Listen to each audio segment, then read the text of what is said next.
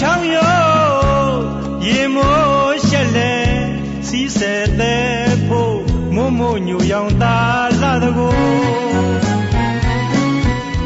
ရောင်စုံငယ်ကလေးများရဲ့တေးတန်ချိုယိုကောက်ဆိုင်မာလေးများကအတူလိုက်လို့ဆိုသွားကြစီလို့သွားကြစီလို့ရွှေဘိုးပုံကြီးတန်ထွန်းကားတဲ့